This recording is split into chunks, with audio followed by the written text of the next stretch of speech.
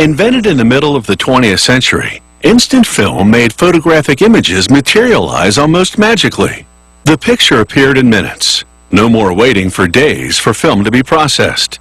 Today, it's a digital world, but instant film is still getting plenty of exposure. With instant film, you can watch an image develop before your very eyes. No film lab or digital printer necessary. Just say cheese and wait to see what develops. Many decades after its invention, instant photo development still seems like a neat trick. Making the magic happen is a many-layered process, one that involves multiple materials and chemicals. Production begins with the film negative. It takes place in the dark to prevent pre-exposure.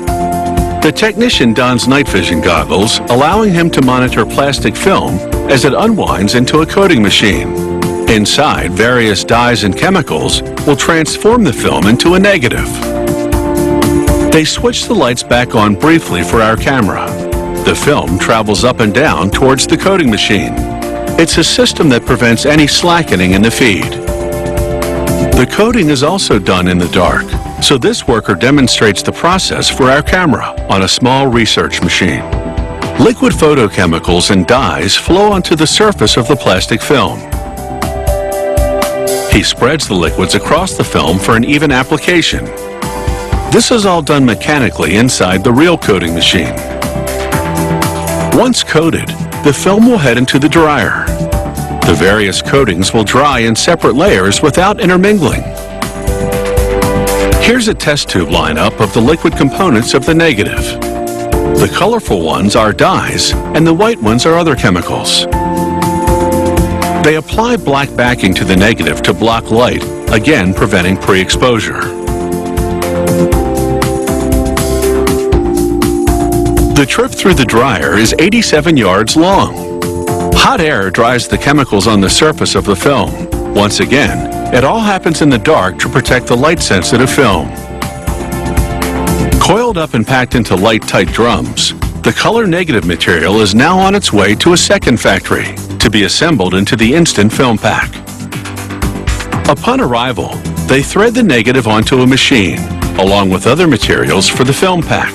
They include a plastic base material called the mask and the positive paper that receives the photographic image from the negative. The various materials are steered toward assembly stations by a system of rollers. Here's a lineup of the various materials to be assembled. That's the mask on the far left and the negative in the middle. The negative heads towards a series of hot presses. One press laminates a plastic spacer called the rail to the negative. Another lamination head applies the mask to the positive sheet that will receive the image. On a different machine, equipment folds a kind of foil pouch and injects it with film developer.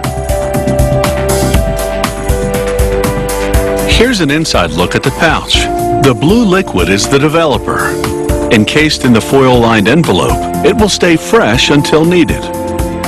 Back on the main assembly machine, another hot press laminates the developer pouch to the other film materials. This completes the film sandwich, and it heads into another station to be sliced into photo-sized pieces. The photo frames ride a wheel with a counter that divides them into stacks of 8. Meanwhile, robot arms deposit a rectangular spring on a battery. Then they position the 8 pictures on the spring battery assembly, followed by a light-blocking cover. The stack then moves forward to be squeezed into a plastic cassette. A suction type of device now picks up a cardboard box and transfers it to the end of the film pack line. Another device captures the film pack as it comes off the line and places it in the cardboard box. Once folded closed, the box of instant film rides the carousel to a scale. A quick weighing confirms there's enough film in the box, so it's ready to ship.